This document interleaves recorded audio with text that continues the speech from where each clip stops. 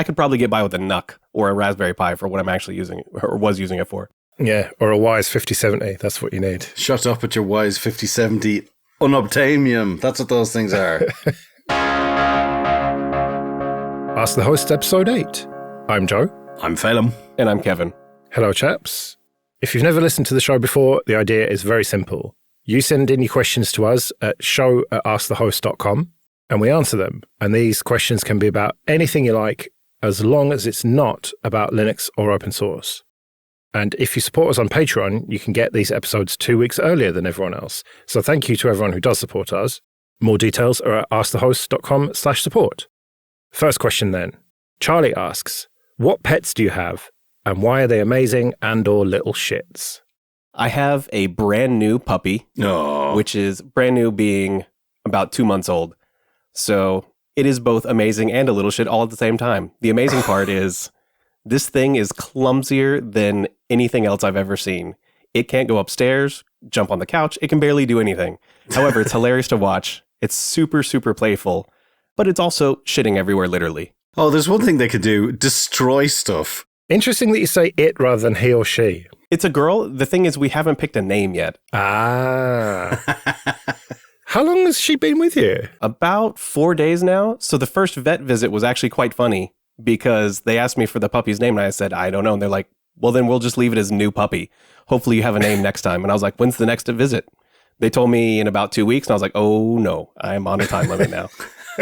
So it's new puppy until we think of something better. We did the same with our son for about a month. Really? Yeah. Couldn't think of anything good. Yeah. And then you watched the Star Wars prequels and thought, oh yeah, Liam Neeson's a cool guy. Let's call him Liam. Yes. Félim, you've got a house full, haven't you? Yeah, so we used to have a lab, Charlie, but he died, I don't know, was it just before COVID? Maybe the year before COVID? Oh, God, I can't remember now at this point. So for quite a while, we weren't ready for another pet, but we already had the cat. And then about 2 years ago, I think it was about 2 years ago, we got a black Labrador puppy, Luna, and she's Luna because our son said, it's a great name. And we were like, okay, a black dog called Luna, fair enough. But it soon got its name proper because it's Luna for lunatic. Like she's bonkers, absolutely bonkers.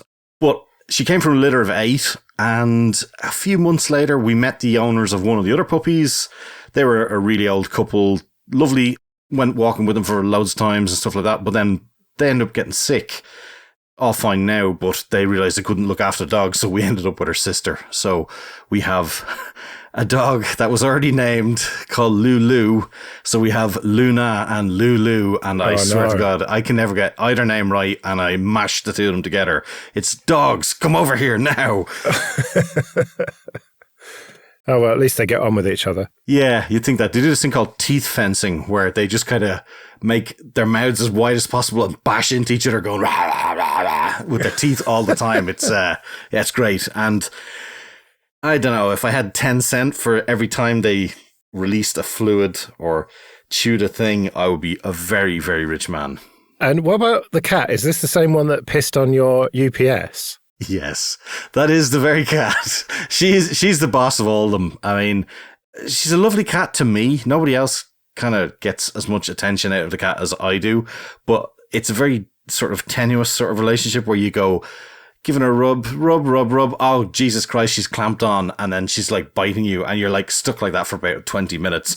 And you can hear the skin on your arm like tearing as she's like slowly biting in each bit. And it's lovely. It's, love is pain and all that. But is she making eye contact during this time?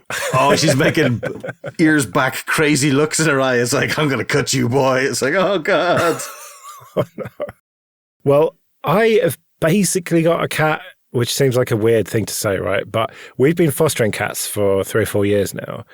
And we used to have them for, I don't know, anything from a week or so to a few months at the most. Then COVID happened. Everyone wanted a pet. And so we'd have them for sometimes 12 hours and then they'd just go straight away, even old cats. And then things sort of calmed down COVID-wise. And we got quite a difficult cat. She is about 10, we think. And as long as you leave her to do whatever she wants, she's pretty much fine. Like, she doesn't come up and attack you or anything like that. And she's actually quite friendly. She'll come and jump on you and, sit on you for a bit. But the second you do anything she doesn't want to do, she just turns and like hisses, scratches, bites. So she's a cat. Well, you'd think so. But most cats, you can kind of, if they jump up on the worktop, you can pick them up and put them down or whatever onto the floor. But not with this cat, man. She will just hiss at you and bite you. Like I say, if you leave her alone, she's lovely. And I remember shortly after she arrived, I was putting water down for her. I was like, refilling her water bowl. And she was already eating at that point. And because it was next to her, she just like swiped at me because she felt a bit threatened. And so that's a bit shit. But it turns out that we think she's got neurological problems. So she just has these weird like moments that we can only really describe as seizures, where she just like moves all weirdly for like 2, 3, 4 minutes, and then she's back to normal again. So we just don't really know what's wrong with her. She's seen a vet and the vet couldn't find anything, and they said that it'd be expensive tests and whatever, and ultimately there's not much they can do anyway.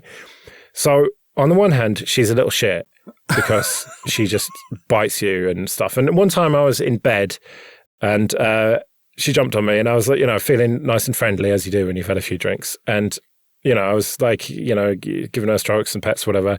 And then suddenly my hand was aching. And then I got my phone torch and looked, and there was like 2 big white marks where she'd bitten me. She hadn't broken the skin, thankfully.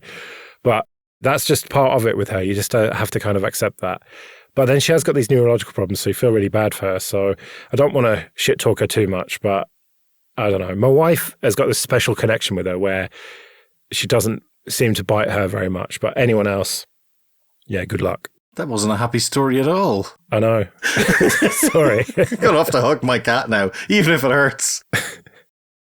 All right, Sean asks, what's the best YouTube video you've ever seen? This is a setup. I know because you have the greatest video of all time and I hate you. And I want your video and I have nothing, almost. Well, Kevin had better go first then. I'm going to pick a specific channel, although we could go with the very first video of this channel, and it's the Retro Gaming Mechanics Explained, which to me is absolutely fascinating. The way that the animations are done in this video is fantastic. The way that they're explained, and it turns out retro gaming is super complex. There is all kinds of things that these developers had to do with the limited constraints of the consoles of yesteryear. So hearing somebody break that down and all of the tricks and hacks that these developers had to go through in order to create these iconic games is fascinating. Just done with the best animations I think I've ever seen. So that would be my pick. I don't like you, Kevin. This is a time sink that I think I'm going to lose so much of my workday into. I don't need this channel. I hate you so much. You're welcome. Well, mine is objectively the best video on YouTube. And it is called Michael Jackson on Fire Diorama. And it's from a channel called Bobby Fingers. And this is an Irish fella. I think he's in a hip hop group or something. But he also makes these clay models for TV and movies and stuff. And it is a mixture of amazing craftsmanship, just the most amazing model making, both macro and micro almost, like these tiny dioramas, but also he makes like a life-size thing and scans it in first. And it's this 25-minute story of how he made it, interspersed with weird stories and comedy. And I can't really describe it. All I can say is you have to watch it because it is amazing. It is pretty amazing. Anybody in Ireland who's feeling like they don't have any talents, yeah, it's got that guy stole them all. Yeah, pretty much. Yeah, because he's like musical as well. There's a song in every one of his videos. He's done 4 or 5 of these, I think. And they're all really good. He did Mel Gibson getting arrested for drunk driving. He made a boat out of Jeff Bezos' face recently. The effort that he put into it is amazing, putting all the pores into his face and everything. And then he just turns it upside down effectively and then just rows it. And he like normally makes the dioramas and buries them. And then if you find it, you get to keep it. And there's clues as to where it is throughout the video. It's really amazing. I'll make sure I've got a link to it in the show notes so everyone can watch it. So did you come up with one then, Félim?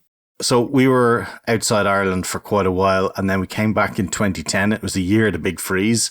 And I'm going to post a video to the pair of you so you can watch it. It's only about a couple of seconds long.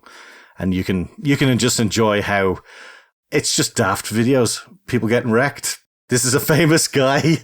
He's pretty much world famous. It's the slip on ice guy. It was on the news. And let's just say it's very sore looking. Only 410,000 views. I think there's multiple copies of it out there, in fairness. Ah, right, okay. So it's just a man going arse over tit on ice. Come on, it's genius. That's what that is. That's real reporting, that is. I would say if you're going to get into that level of things, Charlie Bit My Finger is probably better than that. Oh, that's so boring. Come on. At least have the fail blog, what's that famous Annie song? Hard Knock Life. The fail compendium of Hard Knock Life. That's brilliant. But that's so say, I think all these are paltry compared to your daft choice. Well, I'm pretty sure I win this. All right, Hubby and many, many other people have asked similar things. What hobbies/interests do our hosts have other than Linux/podcasting? Do we have time for anything else after that? Well, yeah. You are struggling to answer this, Félim, aren't you? Massively. I mean, unless going to heavy metal gigs about, 3 to 4 times if I'm really lucky that year, in which case a band has actually shown up in the country. But yeah, I mean, I have maybe partially pleasurable chores. Sometimes cutting the grass is exciting and enjoyable, but most of the time it's walking the dog in the rain going, yeah, cool. But I mean, yeah. I allow myself a weekly hobby in the, I don't know what that week in between Christmas and New Year's is. That's the best week of the year because generally nobody's looking for you. You can do sort of like cabbage days on the couch, or you can do something. And I usually try and build something or break something or take something apart. Like this year, I'm going to be making some cases for some pies that are getting too hot and too noisy.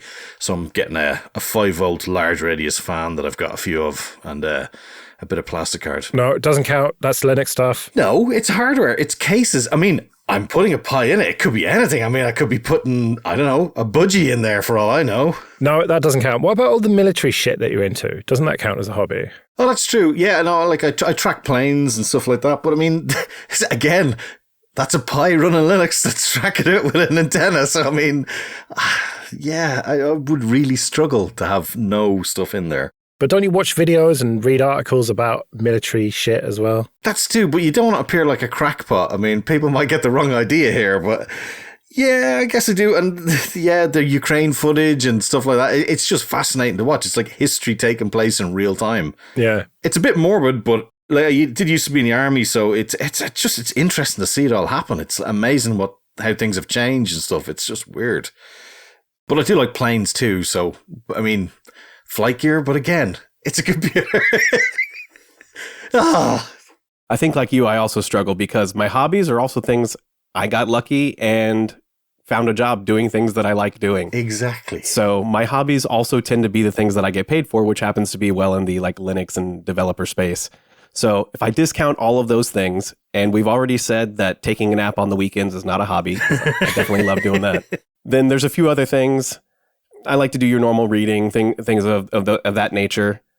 I also like to go to concerts. I love going to concerts, but I do it far, far, far too infrequently for my taste. If I could, I would go every week, which my younger self probably did. What kind of bands, though?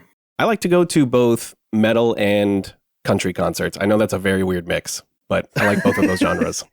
I also like to skydive. That's probably the most exciting thing that I've done. However, that is a very expensive and also dangerous hobby, so my wife doesn't really like when I do that.